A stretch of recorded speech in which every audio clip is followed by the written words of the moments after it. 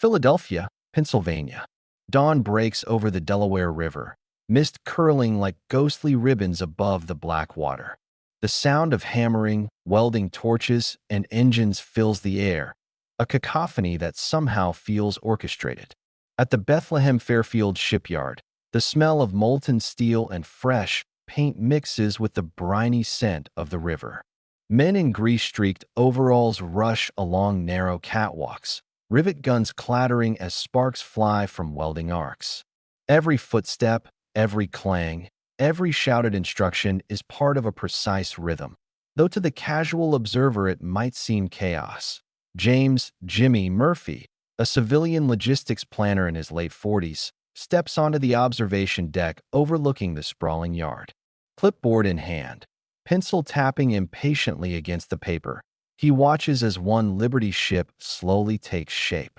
From keel to deck, from bow to stern, teams of men, some as young as 16, move in coordinated waves, sliding prefabricated sections into place, welding, bolting, painting, and inspecting. Murphy's eyes narrow as he notes the timing. Section A arrives precisely 3 minutes after Section B.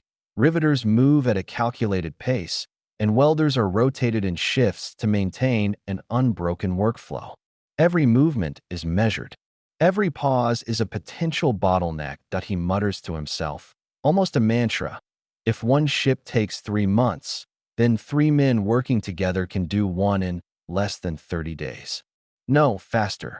His mind runs through calculations, imagining what would happen if multiple ships were assembled simultaneously using modular sections and staggered schedules. In the corner, a crane hoists a pre-assembled midship section, swinging it like a pendulum toward the skeletal hull waiting below. Workers brace it, welders ignite their torches, and Murphy watches the sparks illuminate the determined faces of men who have not yet had breakfast. Nearby, Foreman William Bill Hastings yells instructions, voice hoarse but commanding. "Steady. Keep her level. Clamp those beams. Don't let her tilt." He glances at Murphy and grins. "You're not going to believe how fast we're moving today." Murphy nods, eyes scanning the growing lineup of hulls along the slipways. At this moment, he feels the first true understanding. If the right schedule is applied, if labor is synchronized with material flow, the yard itself becomes a machine.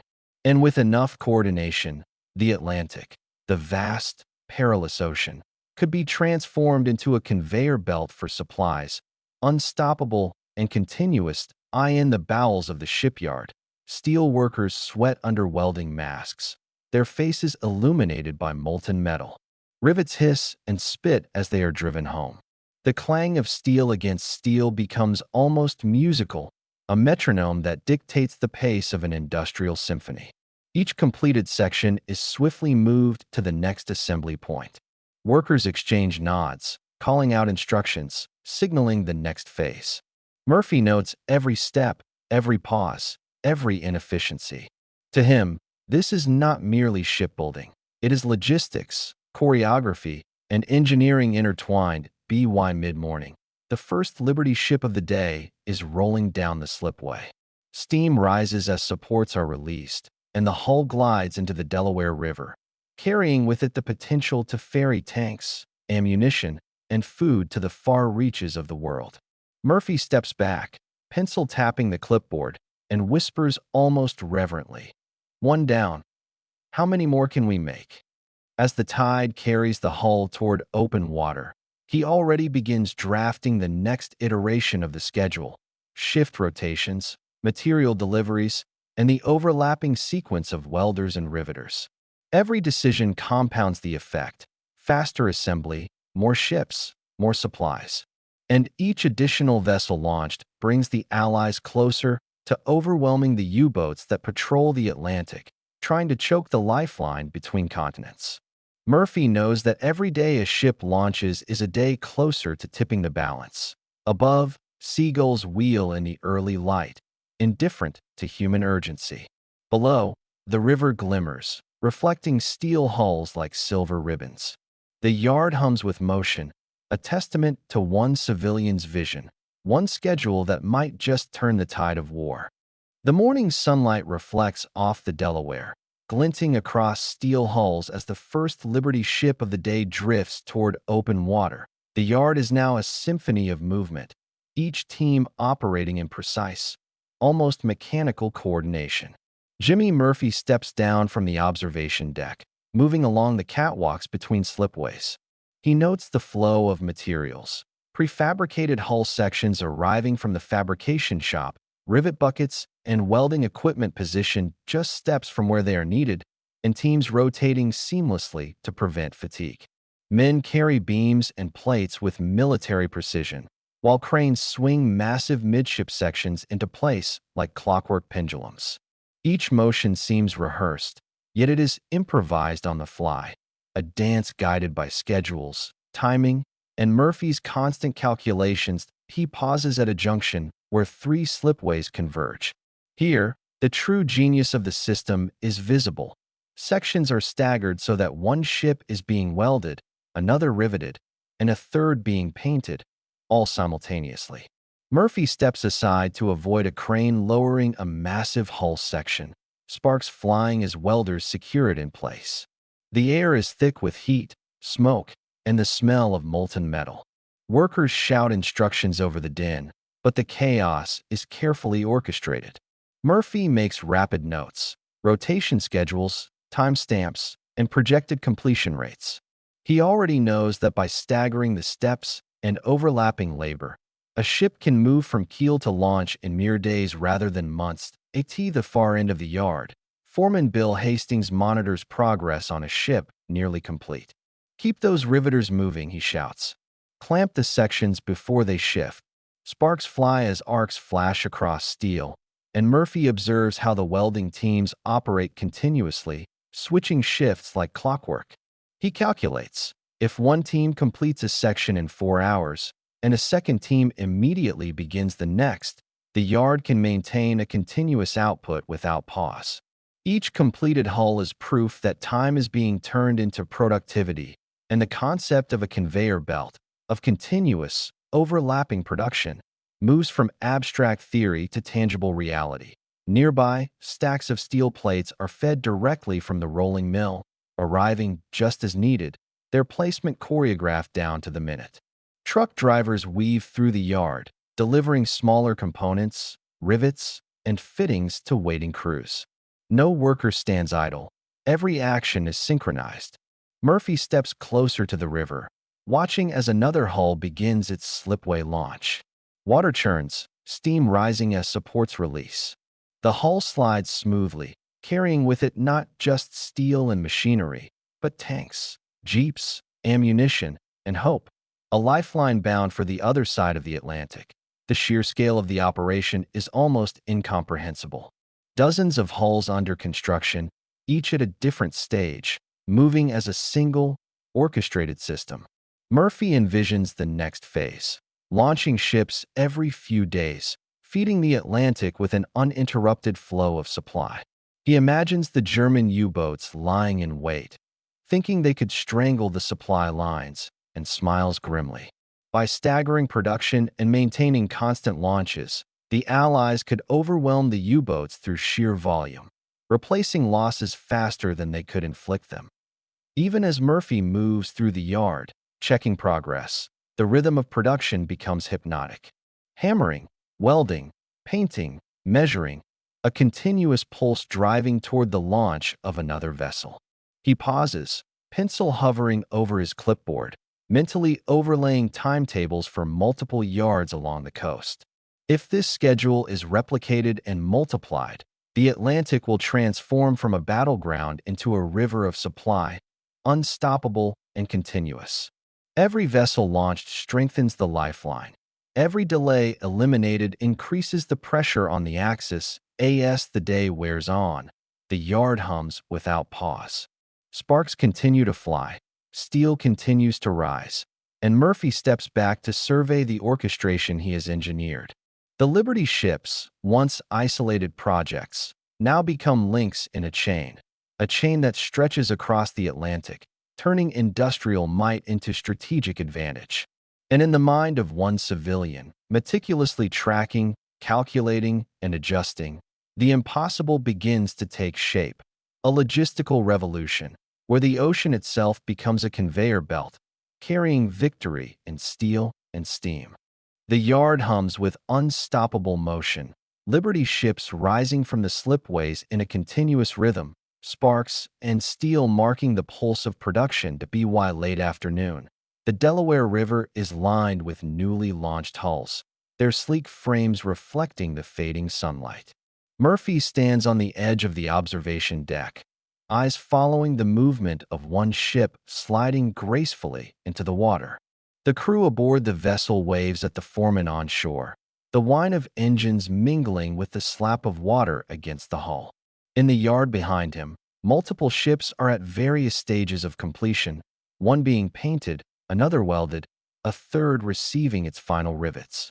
The overlapping workflow is no longer a concept. It is reality, each ship a testament to precision and planning. Foreman Bill Hastings approaches Murphy, wiping sweat from his brow. "Jimmy, we've got a launch every 4 days now. And that's just here. Imagine multiplying that along the coast." Hastings gestures to the yard, cranes swinging steel midship sections into place like metronomes, workers moving with machine-like efficiency. Murphy nods, his mind already calculating the exponential effect. If each yard maintains this pace, the Atlantic supply line becomes a flood impossible to dam. The river itself seems transformed. Tugboats maneuver each hull carefully, guiding them into channels where they will join convoys. The water churns beneath the keels, sending up plumes of spray that glint like diamonds in the late light. Ships awaiting outfitting bob gently, their decks already stacked with cargo destined for Europe and North Africa. Jeeps, tanks, ammunition, food, and medical supplies.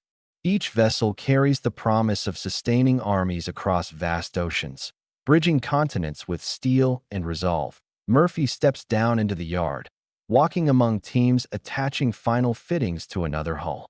Sparks fly as welders work on the deck, riveters hammer steel sections into place, and painters coat the freshly welded seams.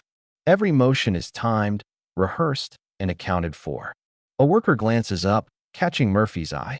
"It's amazing how fast they're coming, sir," he says, wiping sweat from his brow. Murphy smiles faintly, knowing that speed alone is only part of the story. The real advantage lies in constancy, the unbroken cadence of production that turns isolated launches into a relentless wave. He pauses near a stack of crates, watching as dock workers load provisions for the next convoy. Each box is cataloged, each barrel accounted for. Murphy calculates the throughput.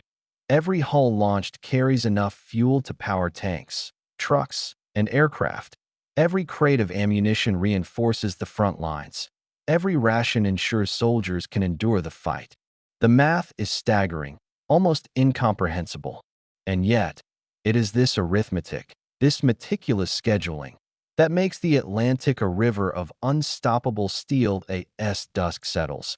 Lights flicker on along the river and slipways, illuminating the silhouettes of ships, cranes, and workers. The yard glows like a hive of activity, relentless and precise. Murphy leans against a railing, watching another hull glide into the water.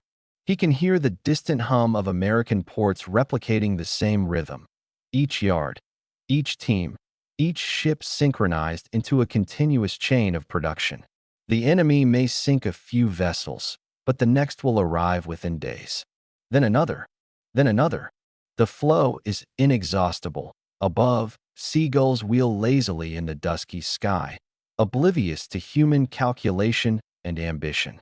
Below, Murphy notes the launch times, shifts, and overlaps in his notebook, mentally refining the schedule, envisioning a day when Liberty ships depart the docks in an unbroken stream across the Atlantic.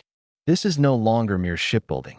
It is logistics transformed into strategy, planning into an invisible weapon, and one man's calculations into a conveyor belt that will carry the war to victory. As dusk settles over the Delaware River, Liberty ships glide steadily into the water, each one a moving testament to Murphy's schedules and the industrial might of the United States. Across the Atlantic, German U-boats prowled in the cold, gray waters, their periscopes slicing the surface like knives, searching for the next vulnerable convoy. They had once believed that the Allied supply lines could be choked, that a few well-placed torpedoes could cripple the flow of men, tanks, and ammunition. Yet Murphy's work in the shipyards rendered such hopes nearly obsolete. Each Liberty ship launched, each hull pushed into the river with meticulous timing, contributed to an unstoppable tide. The enemy could destroy a few vessels, but replacement came faster than destruction, a concept foreign to the Kriegsmarine planners. Back in the yard, Murphy walks along the slipways, observing crews preparing another set of hulls for launch.